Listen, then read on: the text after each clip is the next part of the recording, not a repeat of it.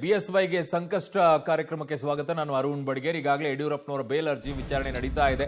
So ಏನಾಗ್ತಾ ಇದೆ ಕೋರ್ಟ್ನಲ್ಲಿ ಅಂತ ನೋಡೋಣ. ಪೋಕ್ಸೋ ಕೇಸ್ನಲ್ಲಿ ಯಡಿಯೂರಪ್ಪನವರಿಗೆ ರಿಲೀಫ್ ಸಿಗುತ್ತಾ ಅಥವಾ ಸಿಗಲ್? ಹೈಕೋರ್ಟ್ನಲ್ಲಿ ಯಡಿಯೂರಪ್ಪನವರ ಜಾಮೀನು ಅರ್ಜಿ ವಿಚಾರಣೆ ನಡೀತಾ ಇದೆ. ಇನ್ನೊಂದು ಕಡೆಗೆ ಅವರಿಗೆ ಅರೆಸ್ಟ್ ವಾರೆಂಟ್ ಕೂಡ ಇದೆ. ಸೊ ಯಡಿಯೂರಪ್ಪನವರ ಪರವಾಗಿ ನಾಗೇಶ್ ಅವರು ಹಿರಿಯ ವಕೀಲರು ವಾದವನ್ನ ಮಂಡಿಸ್ತಾ ಇದ್ದಾರೆ. ಸರ್ಕಾರದ ಪರವಾಗಿ ಹಿರಿಯ ವಕೀಲರಾದಂತಹ ಜಗದೀಶ್ ಅವರು ವಾದವನ್ನ ಮಂಡಿಸ್ತಾ ಇದ್ದಾರೆ. ಪೋಕ್ಸೋ ಕೇಸ್ನಲ್ಲಿ ಯಡಿಯೂರಪ್ಪನವರಿಗೆ ರಿಲೀಫ್ ಸಿಗುತ್ತಾ ಅಥವಾ ಇಲ್ವಾ ಅನ್ನುವಂಥದ್ದನ್ನ ನೋಡಬೇಕು. ಕಾರಣ ಈಗಾಗಲೇ ಅರೆಸ್ಟ್ ವಾರೆಂಟ್ ಇರೋದ್ರಿಂದಾಗಿ ಇವತ್ತಿನ ಈ ಅರ್ಜಿ ಅತ್ಯಂತ ಮಹತ್ವವನ್ನು ಪಡ್ಕೊಳ್ಳುತ್ತೆ. ಯಡಿಯೂರಪ್ಪನವರ ವಿರುದ್ಧ ಸಾಕ್ಷ್ಯ ನಾಶ ಆರೋಪ ಇದೆ. ಪ್ರಕರಣದ ಸಾಕ್ಷ್ಯವನ್ನ ನಾಶವನ್ನ ಮಾಡಿದ್ದಾರೆ ಅಂತ ಹೇಳ್ತಾ ಇದ್ದಾರೆ. ಸೊ ಆರೋಪಿಗಳೇ ಸಂತ್ರಸ್ತೆಯ ಮೇಲೆ ಒತ್ತಡವನ್ನ ಹೇರಿದ್ದಾರೆ. ಸೊ ಸರ್ಕಾರಿ ಪರ ವಕೀಲ ಜಗದೀಶ್ ಅವರು ಪ್ರಬಲ ವಾದವನ್ನು ಮಂಡಿಸ್ತಾ ಇದ್ದಾರೆ. ಈಗಾಗಲೇ ಸಾಕ್ಷ್ಯ ನಾಶಕ್ಕೂ ಕೂಡ ಮುಂದಾಗಿದ್ದಾರೆ. ಯಡಿಯೂರಪ್ಪನವರ ವಿರುದ್ಧ ಸಾಕ್ಷ್ಯ ನಾಶ ಆರೋಪ ಈಗ ಕೇಳಿ ಬರ್ತಾ ಇರೋದು. ವಾದವನ್ನ ಮಂಡನೆಯನ್ನ ಮಾಡಬೇಕಾದಂತ ಸಂದರ್ಭದಲ್ಲಿ ಸರ್ಕಾರ ಪರ ವಕೀಲರು ನ್ಯಾಯಮೂರ್ತಿಗಳ ಮುಂದೆ ಹೇಳ್ತಾ ಇರುವಂತದ್ದು ಸಂತ್ರಸ್ತೆಯ ಮೇಲೆ ಒತ್ತಡವನ್ನ ಹೇರಿದ್ದಾರೆ ಅಂತ ಜಗದೀಶ್ ಅವರ ವಾದ. ಸಂತ್ರಸ್ತೆಯ ಮೇಲೆ ಒತ್ತಡವನ್ನ ಹೇರಿದ್ದಾರೆ, ಜೊತೆಗೆ ಸಾಕ್ಷ್ಯ ನಾಶವನ್ನ ಮಾಡಿದ್ದಾರೆ ಅನ್ನುವಂತ ಆರೋಪವನ್ನ ಈಗ ಜಗದೀಶ್ ಅವರು ಮಾಡ್ತಾ ಇದ್ದಾರೆ, ಸರ್ಕಾರದ ಪರ ವಕೀಲರು. ಇನ್ನು ನಾಗೇಶ್ ಅವರು ಏನ್ ಹೇಳ್ತಾರೆ, ಹಿರಿಯ ವಕೀಲರು, ಯಡಿಯೂರಪ್ಪನವರ ಪರವಾದಂತ ವಕೀಲರು ಅನ್ನುವಂಥದ್ದನ್ನ ನೋಡಬೇಕು. ಈಗ ಜಗದೀಶ್ ಅವರ ವಕೀಲರಾದಂಥ ಜಗದೀಶ್ ಅವರ ವಾದವನ್ನ ನೋಡುತ್ತಾ ಇದ್ರಿ.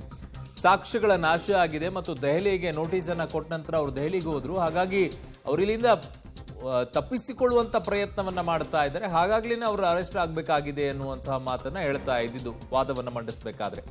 ಸೊ ಈಗ ಸರ್ಕಾರಿ ಪರ ವಕೀಲರ ವಾದ ಪ್ರಬಲವಾಗಿದೆ. ಒಂದು ಸಾಕ್ಷ್ಯನಾಶ ನೋಟಿಸ್ ಅನ್ನ ಕೊಟ್ಟ ನಂತರ ಅವರು ಬೆಂಗಳೂರು ಬಿಟ್ಟು ದೆಹಲಿಗೆ ಪ್ರಯಾಣವನ್ನ ಬೆಳೆಸಿದ್ದಾರೆ. ಇದು ತಪ್ಪಿಸಿಕೊಳ್ಳುವಂತ ಪ್ರಯತ್ನ ಅನ್ನುವಂತ ವಾದ.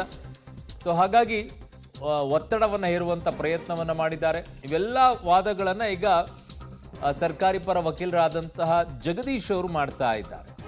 ಬಟ್ ಅಲ್ಟರ್ನೇಟಿವ್ ಆಗಿ ಯಡಿಯೂರಪ್ಪನವರ ಪರವಾದಂಥ ಹಿರಿಯ ವಕೀಲರಾದಂಥ ನಾಗೇಶ್ ಅವರು ಕೂಡ ವಾದವನ್ನ ಮಂಡಿಸಿದ್ದಾರೆ.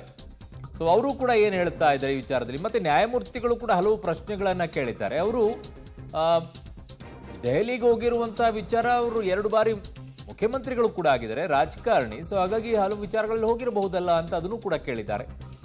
ಗೊತ್ತಿಲ್ಲ ಇವತ್ತಿನ ಈ ನಿರ್ಧಾರ ಏನಿದೆ, ನ್ಯಾಯಮೂರ್ತಿಗಳು ಏನು ಇವತ್ತು ನಿರ್ಧಾರವನ್ನು ಕೊಡ್ತಾರೆ, ಆದೇಶವನ್ನು ಕೊಡ್ತಾರೆ, ಅದರ ಮೇಲೆ ಗೊತ್ತಾಗುತ್ತೆ ಯಡಿಯೂರಪ್ಪನವರು ಜೈಲಿಗೆ ಹೋಗ್ತಾರಾ ಅಥವಾ ಹೋಗಲ್ವಾ ಅಂತ ಹೇಳಿ. ಕಾರಣ ಈಗಾಗಲೇ ಅವರ ಮೇಲೆ ಅರೆಸ್ಟ್ ವಾರೆಂಟ್ ಜಾರಿ ಆಗಿದೆ. ಸೊ ಒಂದು ಧ್ವನಿ ಪರೀಕ್ಷೆಯನ್ನ FSLಗೆ ರವಾನೆ ಮಾಡಲಾಗಿದೆ. ಧ್ವನಿ ಮಾದರಿಯನ್ನ ಗುಜರಾತ್, ಬೆಂಗಳೂರು ಎರಡೂ ಕಡೆಗೂ ಕೂಡ ಕಳುಹಿಸಿಕೊಡಲಾಗಿದೆ ಅಂತ ಹೇಳಿ. ಕಾರಣ ಆ ಆಡಿಯೋ ವಿಡಿಯೋ ಏನು ಬಂದಿತ್ತು ಅದರಲ್ಲಿರುವಂಥ ಧ್ವನಿ ಪರೀಕ್ಷೆ ಆಗಬೇಕಾಗಿತ್ತಲ್ಲ, ಅವರೇ ಹೌದು ಅಲ್ಲ ಅಂತೇಳಿ. ಸೊ ಕೋರ್ಟ್ ಗಮನಕ್ಕೆ AG ಶಶಿಕಿರಣ್ ಅವರು ತಂದಿದ್ದಾರೆ. ಅಡ್ವೊಕೇಟ್ ಜನರಲ್ ಅವರು ಕೋರ್ಟ್ ಗಮನಕ್ಕೆ ಕಳುಹಿಸಿದ್ದಾರೆ. ಗುಜರಾತ್ಗೆ ಯಾಕೆ ಕಳಿಸಿದ್ರಿ ಅಂತ ನ್ಯಾಯಮೂರ್ತಿಗಳ ಪ್ರಶ್ನೆ. ಇಲ್ಲೇ ಚೆಕ್ ಮಾಡಬಹುದಾಗಿತ್ತಲ್ಲ, ಕೆಲವೊಂದು ಸೌಲಭ್ಯಗಳು ಕರ್ನಾಟಕದಲ್ಲಿ ಇಲ್ಲ ಅಂತ ಹೇಳ್ತಾ ಇದ್ದಾರೆ. Very interesting. ಸೊ ಅಂದ್ರೆ ಅಷ್ಟೊಂದು ಹಿಂದೆ ಉಳಿದಿದೆ ಕರ್ನಾಟಕ. ಗುಜರಾತ್ನಲ್ಲಿ ಡಿಲೀಟ್ ಆಗಿರೋ ವಿಡಿಯೋನ ರಿಕವರಿ ಮಾಡಬಹುದು ಅಂತಿದ್ದಾರೆ. ಇಲ್ಲಿ ಡಿಲೀಟ್ ಆಗುವಂಥದ್ದು ಏನಿದೆ ಗೊತ್ತಿಲ್ಲ. ಯಡಿಯೂರಪ್ಪನವರ ಪರ ವಕೀಲರು ಕೂಡ ವಾದವನ್ನ ಮಂಡಿಸ್ತಾ ಇದ್ದಾರೆ. ರಾಹುಲ್ ಗಾಂಧಿ ಅಂದು ಕೋರ್ಟ್ಗೆ ಬಂದಿದ್ರು. ರಾಹುಲ್ ಗಾಂಧಿ ಅವರು ಕೋರ್ಟ್ಗೆ ಬಂದಿದ್ರು. ಈ ಪ್ರಕರಣದಲ್ಲಿ ರಾಜಕೀಯ ಉದ್ದೇಶ ಇದೆ ಅನ್ನುವಂಥ ವಾದವನ್ನು ಮಂಡಿಸ್ತಾ ಇದ್ದಾರೆ. ಯಡಿಯೂರಪ್ಪ ಪರ ವಕೀಲರು ಪ್ರಬಲವಾಗಿ ವಾದವನ್ನು ಮಂಡಿಸ್ತಾ ಇದ್ದಾರೆ. ನಾಗೇಶ್ ಅವರು, ರಾಹುಲ್ ಗಾಂಧಿ ಅವತ್ತು ಕೋರ್ಟ್ಗೆ ಬಂದಿದ್ರು, ಈ ಪ್ರಕರಣದಲ್ಲಿ ರಾಜಕೀಯ ಉದ್ದೇಶ ಇದೆ. ಸೊ ನೇರವಾದಂತಹ ಆರೋಪಗಳನ್ನ ಮಾಡ್ತಾ ಇದ್ದಾರೆ. ರಾಹುಲ್ ಗಾಂಧಿ ಅವರು ಇದರ ಹಿಂದೆ ಇದ್ದಾರೆ ಅನ್ನುವಂಥದ್ದನ್ನ. ಅವರು ರಾಹುಲ್ ಗಾಂಧಿ ಅವರು ಕೋರ್ಟ್ಗೆ ಬಂದಿದ್ರು, ಹಾಗಾಗಿ ರಾಜಕೀಯ ದುರುದ್ದೇಶ ಇದರಲ್ಲಿ ಇದೆ, ಈ ಪ್ರಕರಣದಲ್ಲಿ ರಾಜಕೀಯ ಉದ್ದೇಶ ಇದೆ ಅನ್ನುವಂಥ ಮಾತನ್ನ ಈಗ ವಾದದಲ್ಲಿ ಯಡಿಯೂರಪ್ಪನವರ ಪರ ವಕೀಲರು ನಾಗೇಶ್ ಅವರು, ಹಿರಿಯ ವಕೀಲರು ವಾದವನ್ನು ಮಂಡಿಸ್ತಾ ಇದ್ದಾರೆ. ಸೊ ಇದು ರಾಜಕೀಯವಾಗಿದೆಯೋ ಅಥವಾ ಇಲ್ವೋ, ಅವರ ಮೇಲೆ ಬಂದಿರುವಂತಹ ಆರೋಪ, ಇದು ಅವರ ಸೇಡು ಇರಬಹುದು ಅಂತ BSY ಪರ ವಕೀಲರು ಹೇಳ್ತಾ ಇದ್ದಾರೆ. ಯಾರದ್ದು? ರಾಹುಲ್ ಗಾಂಧಿ ಅವರ ಕೋರ್ಟಿಗೆ ಬಂದಿದ್ರು, ಇದು ಅವರ ಸೇಡು ಕೂಡ ಇರಬಹುದು ಅನ್ನುವಂಥದ್ದನ್ನ ಯಡಿಯೂರಪ್ಪನವರ ಪರ ವಕೀಲರು ಈಗ ಹೇಳ್ತಾ ಇದ್ದಾರೆ. ಸೊ ಏನು ಹೇಳಕ್ ಬಯಸ್ತಾ ಇದ್ದಾರೆ? ಸೇಡು ಇರಬಹುದು, ರಾಜಕೀಯ ಉದ್ದೇಶ ಇದರಲ್ಲಿ ಇರಬಹುದು ಅನ್ನುವಂಥ ವಾದವನ್ನು ಮಂಡಿಸ್ತಾ ಇದ್ದಾರೆ. BSY ಪರ ವಕೀಲರ ಮಾತಿಗೆ ಅಡ್ವೊಕೇಟ್ ಜನರಲ್ ಶಶಿಕಿರಣ್ ಅವರು ಆಕ್ಷೇಪವನ್ನ ವ್ಯಕ್ತಪಡಿಸಿದ್ದಾರೆ. ಅಫ್ಕೋರ್ಸ್ ಆ ಆಕ್ಷೇಪ ಬಂದೇ ಬರುತ್ತೆ, ಪರ ವಿರೋಧದ ವಾದಗಳಿದ್ದೇ ಇರುತ್ತೆ. ಸೊ ಯಾವ ರೀತಿಯಾಗಿ ಹೋಗುತ್ತೆ ವಾದ ಪ್ರತಿವಾದಗಳನ್ನು ಆಲಿಸಿದ ನಂತರ ನ್ಯಾಯಮೂರ್ತಿಗಳು ಈ ಒಂದು ಕನ್ಕ್ಲೂಷನ್ಗೆ ಬರ್ತಾರೆ, ಅವರಿಗೆ ಬೇಲ್ ಕೊಡಬೇಕಾ ಅಥವಾ ಇಲ್ವಾ ಅಂತ ಹೇಳಿ. ಇದು ಅವರ ಸೇಡು ಇರಬಹುದು ಅನ್ನುವಂಥದ್ದನ್ನು ಯಡಿಯೂರಪ್ಪನವರ ಪರ ವಕೀಲರು ಹೇಳ್ತಾ ಇದ್ದಾರೆ. ಬಟ್ ಅಡ್ವೊಕೇಟ್ ಜನರಲ್ ಶಶಿಕಿರಣ್ ಅವರು ಇದಕ್ಕೆ ಆಕ್ಷೇಪವನ್ನ ವ್ಯಕ್ತಪಡಿಸಿದ್ದಾರೆ. ಈ ಪ್ರಕರಣಕ್ಕೆ ಬೇಕಾದ ಅಂಶವನ್ನ ಮಾತ್ರ ಹೇಳಿ ಅಂತ ಅಡ್ವೊಕೇಟ್ ಜನರಲ್ ಹೇಳ್ತಾ ಇದ್ದಾರೆ. ಸೊ ಪ್ರಕರಣದ ಹೊರಗೆ ಹೋಗೋದು ಬೇಡ ಅಂತ, ಅಂದ್ರೆ ರಾಹುಲ್ ಗಾಂಧಿ ಅವರು ಕೋರ್ಟಿಗೆ ಬಂದಿದ್ರು, ಇದರಲ್ಲಿ ರಾಜಕೀಯ ಉದ್ದೇಶ ಇದೆ ಅಂತ ಹೇಳ್ತಾರೆ. ಇದೆಲ್ಲ ಆಚೆ ಹೋಗ್ಬೇಡಿ, ಈ ಪ್ರಕರಣಕ್ಕೆ ಸಂಬಂಧಪಟ್ಟಂಗೆ ಮಾತ್ರ ಬನ್ನಿ ನೀವು ಅಂತ ಅಡ್ವೊಕೇಟ್ ಜನರಲ್ ಶಶಿಕಿರಣ್ ಅವರು ಹೇಳ್ತಾ ಇರೋದು. ಸೊ ಅವರು ಕೂಡ ಕೌಂಟರ್ ಅಟ್ಯಾಕ್ ಅನ್ನ ಮಾಡ್ತಾರೆ. ವಾದ ಪ್ರತಿವಾದಗಳನ್ನು ಆಲಿಸಿದ ನಂತರವೇ ಒಂದು ನಿರ್ಧಾರಕ್ಕೆ ಬರ್ತಾರೆ. ಸೊ ಅಡ್ವೊಕೇಟ್ ಜನರಲ್ AG ಅವರು, ಇನ್ನೊಂದು ಕಡೆಗೆ ಜಗದೀಶ್ ಅವರು ಸರ್ಕಾರ ಪರ ವಕೀಲರು, ಇನ್ನೊಂದು ಕಡೆಗೆ ಯಡಿಯೂರಪ್ಪನವರ ಪರ ವಕೀಲರಾಗಿರುವಂತಹ ನಾಗೇಶ್ ಅವರು. ಸೊ ಇವರಿಷ್ಟು ವಾದವನ್ನ ಮಂಡಿಸ್ತಾ ಇದ್ದಾರೆ. ಹಲವು ಕಡೆಗಳಲ್ಲಿ ನ್ಯಾಯಮೂರ್ತಿಗಳು ಕೂಡ ಹಲವು ಪ್ರಶ್ನೆಗಳನ್ನ ಕೇಳುತ್ತಾ ಇದ್ದಾರೆ. ಸಹಜವಾಗಿ ಒಂದಿಷ್ಟು ಪ್ರಶ್ನೆಗಳು ಬಂದಾಗ ಕ್ರಾಸ್ ಎಕ್ಸಾಮಿನೇಷನ್ ಹೇಗೆ ಕಟಕಟೆಯಲ್ಲಿ ನಿಲ್ಲುವಂತ ಆರೋಪಿಗಳನ್ನು ಮಾಡಲಾಗುತ್ತೋ ಹಾಗೆ ಕೆಲವೊಂದಿಷ್ಟು ಡೌಟ್ಸ್ಗಳು ಬಂದಾಗ, ಕೆಲವೊಂದಿಷ್ಟು ಪ್ರಶ್ನೆಗಳು ಬಂದಾಗ, ಕೆಲವೊಂದಿಷ್ಟು ವಕೀಲರು ವಾದವನ್ನ ಮಂಡಿಸಬೇಕಾದ್ರೆ ಆ ವಾದಗಳಿಗೆ ಕ್ಲಾರಿಫಿಕೇಶನ್ ಅನ್ನ ಪಡ್ಕೊಳ್ಳೋಕೆ ಕೆಲವು ಸಂದರ್ಭಗಳಲ್ಲಿ ನ್ಯಾಯಮೂರ್ತಿಗಳು ಕೆಲವು ಪ್ರಶ್ನೆಗಳನ್ನ ಕೇಳುತ್ತಾರೆ. ಸೊ ಹಾಗೆ ಹಲವು ಕಡೆಗಳಿಗೆ ಕೇಳಿದ್ದಾರೆ. ಇಲ್ಲಿ AG ಅವರು ಇಂಟರ್ವ್ಯೂನ ಆಗಿದ್ದಾರೆ. ಯಡಿಯೂರಪ್ಪನವ್ರ ಪರ ನಾಗೇಶ್ ಅವರು ವಾದವನ್ನ ಮಂಡಿಸಬೇಕಾದ್ರೆ ರಾಹುಲ್ ಗಾಂಧಿ ಅವರು ಕೂಡ ಅವತ್ತು ಕೋರ್ಟಿಗೆ ಬಂದಿದ್ರು. ಇದರಲ್ಲಿ ರಾಜಕೀಯ ಉದ್ದೇಶ ಇದೆ, ಇದೊಂಥರ ಪಿತೂರಿ ಇದೆ ಅನ್ನುವಂಥ ವಿಚಾರವನ್ನ ಹೇಳ್ತಾ ಇರಬೇಕಾದ್ರೆ, ಹಾಗೆಲ್ಲ ಅಲ್ಲ, ನೀವು ಈ ಪಾಯಿಂಟಿಗೆ ಬನ್ನಿ, ಫಸ್ಟು ಈ ಕೇಸ್ ವಿಚಾರದಲ್ಲಿ ಮಾತನಾಡಿ, ಇದನ್ನು ಬಿಟ್ಟು ಆಚೆದೆಲ್ಲ ಮಾತನಾಡಬೇಡಿ ಅಂತ ಶಶಿಕಿರಣ್ ಅವರು ಆಕ್ಷೇಪವನ್ನ ವ್ಯಕ್ತಪಡಿಸಿ ಕೌಂಟರ್ ಅಟ್ಯಾಕ್ ಅನ್ನ ಅಲ್ಲಿ ಮಾಡಿದ್ದಾರೆ. ಈ ಪ್ರಕರಣಕ್ಕೆ ಬೇಕಾಗಿರುವಂತಹ ಅಂಶವನ್ನ ಮಾತ್ರ ಹೇಳಿ ಅಂತ ಹೇಳಿ. ಹೀಗೆ ಮುಂದುವರೆದ ನಂತರ 41A ನೋಟಿಸ್ ಕೊಟ್ಟ ಬಳಿಕ ಅರೆಸ್ಟ್ ಮಾಡುವ ಅವಶ್ಯಕತೆ ಇಲ್ಲ. ಇಲ್ಲಿ ಕೋರ್ಟ್ನ ಹಳೆಯ ಆದೇಶಗಳನ್ನ ವಕೀಲ ನಾಗೇಶ್ ಅವರು ಪ್ರಸ್ತಾಪಿಸ್ತಾ ಇದ್ದಾರೆ. 41A ನೋಟಿಸ್ ಕೊಟ್ಟ ಬಳಿಕ ಅರೆಸ್ಟ್ ಮಾಡೋ ಅವಶ್ಯಕತೆ ಇಲ್ಲ. ನೋಟಿಸ್ ಅನ್ನ ಕೊಟ್ಟಿದ್ದೀರಾ, ಅದಕ್ಕೆ ಉತ್ತರವನ್ನ ಕೊಡ್ತಾರೆ. ಆದ್ರೆ ಹಳೆಯ ಆದೇಶಗಳನ್ನು ನೋಡಿ ಒಂದ್ಸಲ, ಅರೆಸ್ಟ್ ಮಾಡಲೇಬೇಕು ಅನ್ನುವಂಥದ್ದು ಏನಿಲ್ಲ ಅಂತ ವಾದವನ್ನ ಮಂಡಿಸ್ತಾ ಇದ್ದಾರೆ BSY ಪರ ಹಿರಿಯ ವಕೀಲರಾದಂತಹ ನಾಗೇಶ್ ಅವರು. ಸೊ ಹಳೆಯ ಆದೇಶಗಳನ್ನ ಅಂತ ಅಂದಾಗ ಒಂದಿಷ್ಟು ರೆಫರ್ ಮಾಡ್ತಾರೆ, ಯಾವ್ಯಾವ ಆದೇಶಗಳಲ್ಲಿ ಹಿಂಗಾಗಿದೆ ಏನು ಅಂತ ಹೇಳಿ, ಅದಕ್ಕೆ ರೆಫರ್ಗಳನ್ನ ಕೊಟ್ಟು ಮಾತನಾಡ್ತಾರೆ.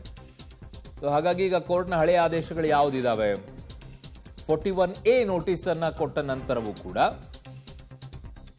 ಅರೆಸ್ಟ್ ಮಾಡಲೇಬೇಕು ಅನ್ನುವಂಥದ್ದು ಇಲ್ಲ ಅಂತ ಹೇಳ್ತಿದ್ದಾರೆ. ಯಾವ ಆದೇಶಗಳಲ್ಲಿ ಈ ರೀತಿಯಾಗಿ ಆಗಿದೆ, ಎಕ್ಸಾಂಪಲ್ಸ್ಗಳನ್ನ ಹೇಳ್ತಾರೆ, ಒಂದಿಷ್ಟು ಕೇಸ್ಗಳಿದ್ರೆ ಅದಕ್ಕೂ ಕೂಡ ಹೇಳ್ತಾರೆ. ಸೊ ಅವುಗಳನ್ನೆಲ್ಲ ಪ್ರಸ್ತಾಪ ಮಾಡ್ತಾರೆ. ಈಗ ಅಲ್ಲಿ ಬರ್ತಾ ಇರುವಂತ ವಿಚಾರ, ಇದು ರಾಜಕೀಯ ಉದ್ದೇಶ ಇದೆ, ಪಿತೂರಿ ಇದೆ, ರಾಹುಲ್ ಗಾಂಧಿ ಅವರು ಬಂದ ನಂತರನೇ ನೋಟಿಸ್ ಅನ್ನ ಕೊಟ್ಟಿದ್ದಾರೆ, ಇದು ಸೇಡ್ ಇರಬಹುದು ಅಂತೆಲ್ಲ ಹೇಳಿದ್ದಾರೆ. ಅದಕ್ಕೆ ಅಡ್ವೊಕೇಟ್ ಜನರಲ್ ಶಶಿಕಿರಣ್ ಅವರು ಆಕ್ಷೇಪವನ್ನ ವ್ಯಕ್ತಪಡಿಸಿದ್ರು, ನೀವು ಪಾಯಿಂಟಿಗೆ ಬನ್ನಿ, ಪಾಯಿಂಟ್ ಅಲ್ಲಿ ಅಷ್ಟೇ ಮಾತನಾಡಿ, ಅದನ್ನ ಬಿಟ್ಟು ಎಲ್ಲ ಆಚೆದೆಲ್ಲ ಮಾತನಾಡಬೇಡಿ ಅಂತ. ಮತ್ತೆ ಆ ಕಡೆಗೆ ನಾಗೇಶ್ ಅವರು ವಾದವನ್ನ ಮಂಡಿಸ್ತಾ ಹೇಳ್ತಾ ಇದ್ದಾರೆ, ನೀವೇನ್ 41A ಅಡಿಯಲ್ಲಿ ನೋಟಿಸ್ ಅನ್ನ ಕೊಟ್ಟಿದ್ದೀರಾ, ಅರೆಸ್ಟ್ ಮಾಡಲೇಬೇಕು ಅಂತ ಏನಿಲ್ವಲ್ಲ, ಹಳೆ ಕೇಸ್ಗಳಿದಾವೆ, ಈ ರೀತಿಯಾಗಿ ಆದೇಶಗಳಿದೆ, ಕೋರ್ಟ್ನ ಹಳೆ ಆದೇಶಗಳು ಕೂಡ ಇದೆ. ಸಂತ್ರಸ್ತೆ ಪತಿ ಹಾಗೂ ಮಗನ ಮೇಲೂ ಕೂಡ ದೂರನ್ನ ನೀಡಿದ್ದಾರೆ. ಕಾಂಗ್ರೆಸ್ನ ಉಗ್ರಪ್ಪ ಮೇಲೂ ಕೂಡ ದೂರನ್ನ ನೀಡಿದ್ದಾರೆ. ಆದ್ರೆ ಉಗ್ರಪ್ಪ ಮೇಲೆ ಕೇಸ್ ದಾಖಲಾಗಿಲ್ಲ. ಯಡಿಯೂರಪ್ಪ ಮೇಲೆ ಮಾತ್ರ ಕೇಸ್ ಯಾಕೆ ಅಂತ ವಕೀಲರಾದಂಥ ನಾಗೇಶ್ ಅವರು ಪ್ರಶ್ನೆಯನ್ನ ಕೇಳ್ತಾರೆ. ಸಹಜವಾಗಿ ಒಂದಿಷ್ಟು ಅನುಮಾನಗಳಿಗೆ ಎಡೆ ಮಾಡಿ ಕೊಡುತ್ತೆ. ಕೋರ್ಟ್ನ ಹಳೆಯ ಆದೇಶಗಳನ್ನ ಹೇಳ್ತಾರೆ, ಇದರಲ್ಲಿ ಅರೆಸ್ಟ್ ಮಾಡಬೇಕಾದಂತ ಅಗತ್ಯತೆ ಇಲ್ಲ ಅಂತೇಳಿ. ಮುಂದುವರೆದ ಭಾಗದಲ್ಲಿ ಸಂತ್ರಸ್ತೆಯ ಪತಿ ಹಾಗೂ ಮಗನ ಮೇಲೂ ಕೂಡ ದೂರನ್ನ ಕೊಟ್ಟಿದ್ದಾರೆ. ಸಂತ್ರಸ್ತೆ ಕಾಂಗ್ರೆಸ್ನ ಉಗ್ರಪ್ಪ ಮೇಲೂ ಕೂಡ ದೂರು ಕೊಟ್ಟಿದ್ದಾರೆ. ಅದರಲ್ಲಿ ಕೇಸೇ ಹಾಕಲಿಲ್ಲ. ಯಾಕೆ ಅವ್ರ ಮೇಲೆ ಕೇಸೇ ದಾಖಲಾಗಿಲ್ಲ? ಯಡಿಯೂರಪ್ಪನವ್ರ ಮೇಲೆ ಮಾತ್ರ ಯಾಕೆ ಕೇಸ್ ಹಾಕಿದ್ರಿ? ವಕೀಲ ನಾಗೇಶ್ ಅವರ ಪ್ರಶ್ನೆ ಇದು. ಪತಿ ಮೇಲೆ ದೂರು ಕೊಡ್ತಾರೆ, ಮಗನ ಮೇಲೆ ದೂರು ಕೊಡ್ತಾರೆ, ಯಾರು ಸಂತ್ರಸ್ತೆ ಇದ್ದಾರೆ.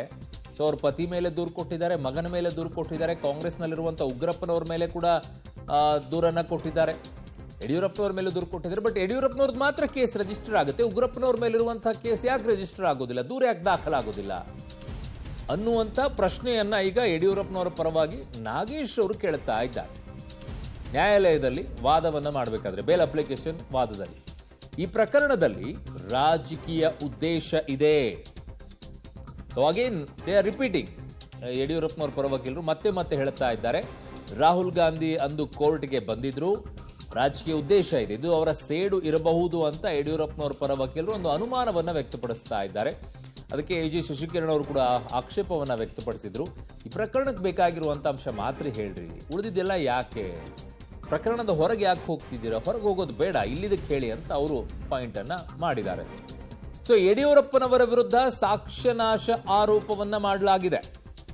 ಪ್ರಕರಣದ ಸಾಕ್ಷ್ಯವನ್ನ ನಾಶ ಮಾಡಿದ್ದಾರೆ ಅಂತ ಸರ್ಕಾರ ಪರ ವಕೀಲರು ಜಗದೀಶ್ ಅವರು ಆರೋಪ ಮಾಡಿದ್ದಾರೆ. ಆರೋಪಿಗಳು ಸಂತ್ರಸ್ತೆಯ ಮೇಲೆ ಒತ್ತಡವನ್ನು ಹೇರಿದ್ದಾರೆ. ಸರ್ಕಾರಿ ಪರ ವಕೀಲ ಜಗದೀಶ್ ಅವರು ಪ್ರಬಲವಾಗಿರುವಂತಹ ವಾದವನ್ನ ಮಂಡಿಸಿದರು. ಸಾಕ್ಷ್ಯನಾಶದ ಆರೋಪವನ್ನ ಮಾಡಿದ್ದಾರೆ. 41A ನೋಟಿಸ್ ಕೊಟ್ಟ ಬಳಿಕ ಅರೆಸ್ಟ್ ಮಾಡುವ ಅವಶ್ಯಕತೆ ಇಲ್ಲ ಅಂತ ಯಡಿಯೂರಪ್ಪನವರ ಪರ ವಕೀಲರು ನಾಗೇಶ್ ಅವರು ಹೇಳ್ತಾ ಇದ್ದಾರೆ. ಕೋರ್ಟ್ನ ಹಳೆಯ ಆದೇಶಗಳನ್ನ ನೋಡಿ ಅಂತ.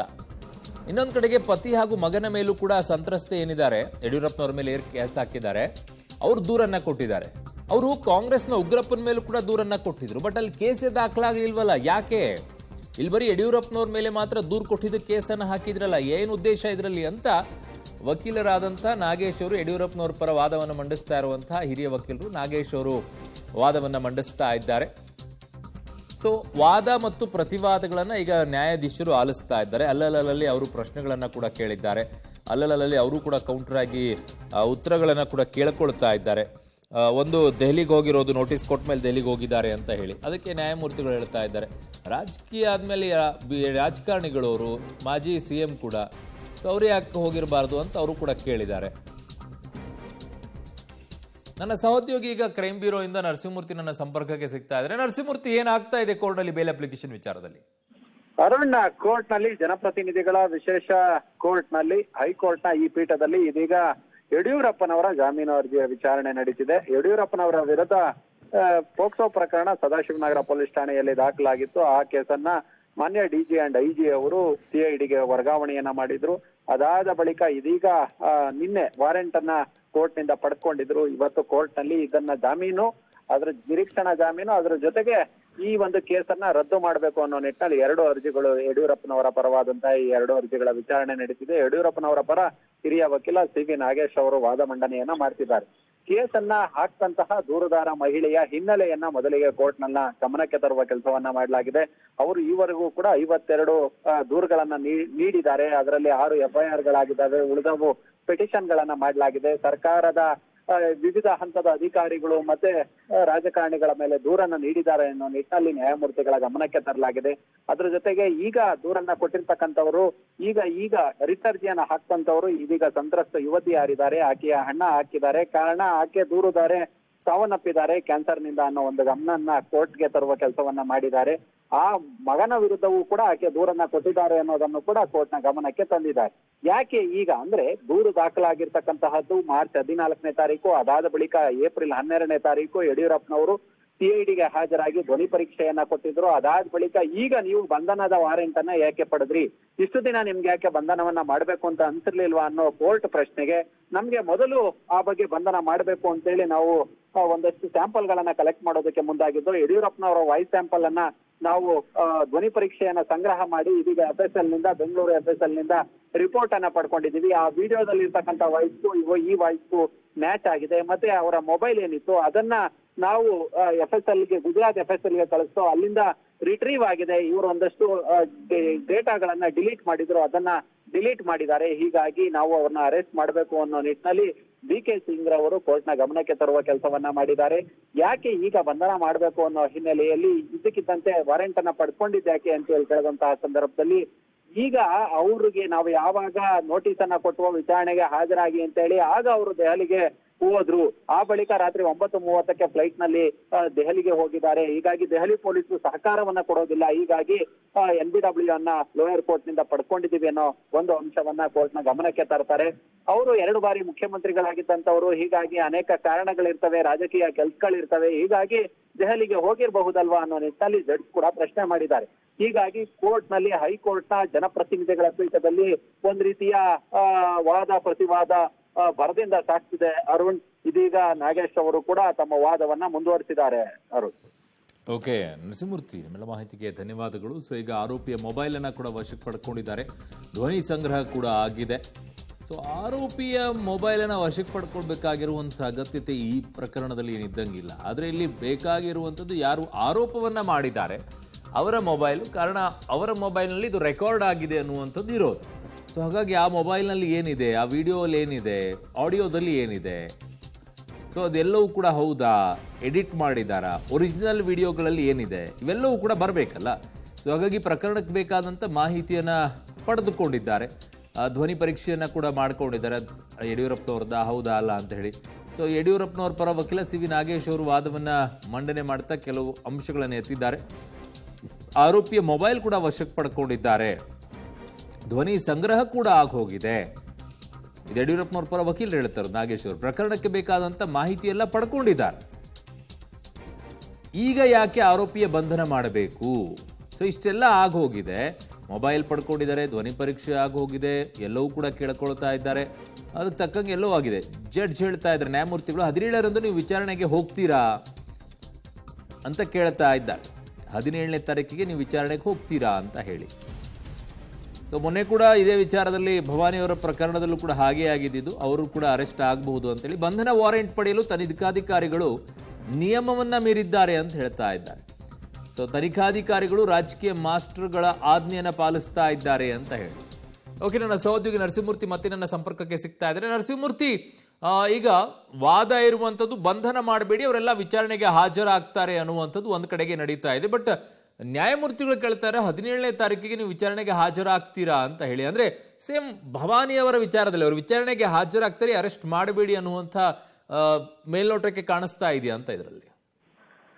ಅರುಣ್, ಯಡಿಯೂರಪ್ಪನವರ ಮೇಲೆ ದಾಖಲಾಗಿರ್ತಕ್ಕಂತಹ ಪೋಕ್ಸೋ ಪ್ರಕರಣ ಸಂಬಂಧ ಹೈಕೋರ್ಟ್ ನಲ್ಲಿ ವಾದ ಪ್ರತಿವಾದ ಭರದಿಂದ ಸಾಗ್ತಿದೆ. ಇದೀಗ ನಾಗೇಶ್, ಯಡಿಯೂರಪ್ಪನವರ ಪರ ವಕೀಲರು, ಅವರು ಒಂದಷ್ಟು ಅಂಶಗಳನ್ನ ಹೈಕೋರ್ಟ್ ನ ಗಮನಕ್ಕೆ ತರುವ ಕೆಲಸವನ್ನ ಮಾಡಿದ್ದಾರೆ. ದೂರುದಾರ ಮಹಿಳೆ ಯಾರಿದ್ದಾರೆ, ಈಕೆ ಒಂದ್ ರೀತಿಯ ಹವ್ಯಾಸವನ್ನ ದೂರು ಕೊಡೋದೇ ತನ್ನ ಹವ್ಯಾಸವನ್ನಾಗಿ ಮಾಡ್ಕೊಂಡಿದ್ದಾರೆ. ಆಕೆ ತನ್ನ ಗಂಡನ ವಿರುದ್ಧ ದೂರನ್ನ ಕೊಟ್ಟಿದ್ದಾರೆ. ತನ್ನ ಮಗ ಈಗ ಪಿಟಿಷನ್ ನ ಹೈಕೋರ್ಟ್ ಹಾಕುವಂತಹ ವ್ಯಕ್ತಿ, ಆತನ ಮೇಲೆ ದೂರನ್ನ ಕೊಟ್ಟಿದ್ದಾರೆ. ಸರ್ಕಾರದ ಹಲವಾರು ರಾಜಕಾರಣಿಗಳ ಮೇಲೆ ಕೊಟ್ಟಿದ್ದಾರೆ, ಅಧಿಕಾರಿಗಳ ಮೇಲೆ ಕೊಟ್ಟಿದ್ದಾರೆ, ಕಾಂಗ್ರೆಸ್ನ ಉಗ್ರಪ್ಪ ಮೇಲೆ ದೂರನ್ನ ಕೊಟ್ಟಿದ್ದಾರೆ. ಉಗ್ರಪ್ಪ ಮೇಲೆ ಕ್ರಮ ಕೈಗೊಳ್ಳದಂತಹ ಇವರು, ಕೇಸನ್ನ ದಾಖಲು ಮಾಡಿದಂತಹ ಇವರು ನಮ್ಮ ಕಕ್ಷಿದಾರ ಯಡಿಯೂರಪ್ಪನವರ ಮೇಲೆ ಯಾಕೆ ಮಾಡಿದ್ರು ಅನ್ನೋ ನಿಟ್ಟಿನಲ್ಲಿ ಪ್ರಶ್ನೆಯನ್ನ ಮಾಡುವ ಕೆಲಸವನ್ನ ಸಹ ಮಾಡಿದ್ದಾರೆ. ಆದ್ರೆ ಇದಕ್ಕೆ ಹೈಕೋರ್ಟ್ ನ ಅಡ್ವೊಕೇಟ್ ಜನರಲ್ ಹೈಕೋರ್ಟ್ ನಲ್ಲಿ ಇದಕ್ಕೆ ಅವರು ಕೂಡ ಪ್ರತಿವಾದವನ್ನ ಮಂಡನೆ ಮಾಡ್ತಿದ್ದಾರೆ. ಕಾರಣ ಒಂದಷ್ಟು ನಾವು ಮೊದಲಿಗೆ ಸ್ಯಾಂಪಲ್ಸ್ ಅನ್ನ ಸಂಗ್ರಹ ಮಾಡ್ಕೋಬೇಕಾಯ್ತು, ಅದರ ವರದಿ ಬರ್ಬೇಕಾಗಿತ್ತು. ಇದೀಗ ಮೊಬೈಲ್ ರಿಪೋರ್ಟ್ ಏನಿದೆ ಅದು ಡಿಲೀಟ್ ಮಾಡಿದಂತಹ ಅಂಶ ಪತ್ತೆಯಾಗಿದೆ. ಅದ್ರ ಜೊತೆಗೆ ಇವರ ವಾಯ್ಸ್ ಸ್ಯಾಂಪಲ್ ಕೂಡ ಮ್ಯಾಚ್ ಆಗಿದೆ. ಹೀಗಾಗಿ ನಾವು ಅವ್ರನ್ನ ವಶಕ್ಕೆ ಪಡೆದುಕೊಂಡು ಅರೆಸ್ಟ್ ಮಾಡಿ ವಿಚಾರಣೆ ನಡೆಸುವ ಅವಶ್ಯಕತೆ ಇದೆ ಅಂತ ಹೇಳಿ ಕೋರ್ಟ್ ನ ಗಮನಕ್ಕೆ ತರ್ತಿದ್ದಾರೆ. ಯಾಕೆ ಈ ಹಿಂದೆ ವಿಚಾರಣೆಗೆ ಹಾಜರಾಗಿದ್ರಲ್ಲ, ಯಾಕೆ ಈಗ ಅರೆಸ್ಟ್ ಮಾಡ್ಬೇಕು ಅನ್ನೋ ನಿಟ್ಟಿನಲ್ಲಿ ನ್ಯಾಯಮೂರ್ತಿಗಳ ಪ್ರಶ್ನೆಗೆ ಇಲ್ಲ, ಮೊದಲು ಮ್ಯಾಚ್ ಆಗಿರ್ಲಿಲ್ಲ ಇವೆಲ್ಲವೂ ಕೂಡ, ಇದೀಗ ನಾವು ಆ ವಾಯ್ಸ್ ಸ್ಯಾಂಪಲ್ಸ್ ಮ್ಯಾಚ್ ಆಗಿರೋದ್ರಿಂದ ಅರೆಸ್ಟ್ ಮಾಡ್ಬೇಕು ಅನ್ನೋ ಒಂದು ಅಂಶವನ್ನ ಕೋರ್ಟ್ ನ ಗಮನಕ್ಕೆ ತರುವ ಕೆಲಸವನ್ನ ಮಾಡಿದ್ದಾರೆ. ನಿನ್ನೆ ಅಂದ್ರೆ ಮೊನ್ನೆ ದಿನ ಇವ್ರಿಗೆ ಒಂದು ನೋಟಿಸ್ ಅನ್ನ ಕೊಡುವ ಕೆಲಸವನ್ನ ಮಾಡ್ಲಾಯ್ತು ಯಡಿಯೂರಪ್ಪನವ್ರಿಗೆ.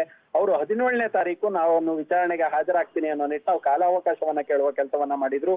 ಹೀಗಾಗಿ 17ನೇ ತಾರೀಕು ನೀವು ವಿಚಾರಣೆಗೆ ಹಾಜರಾಗೋದಕ್ಕೆ ತೊಂದರೆ ಇಲ್ವಾ ಅನ್ನೋ ನಿಟ್ಟಿನಲ್ಲಿ ಮಾನ್ಯ ನ್ಯಾಯಮೂರ್ತಿಗಳು ಯಡಿಯೂರಪ್ಪ ಪರ ವಕೀಲರಾದಂತಹ ಸಿ ವಿ ನಾಗೇಶ್ ಅವರನ್ನ ಕೇಳುವ ಕೆಲಸವನ್ನ ಮಾಡಿದ್ದಾರೆ.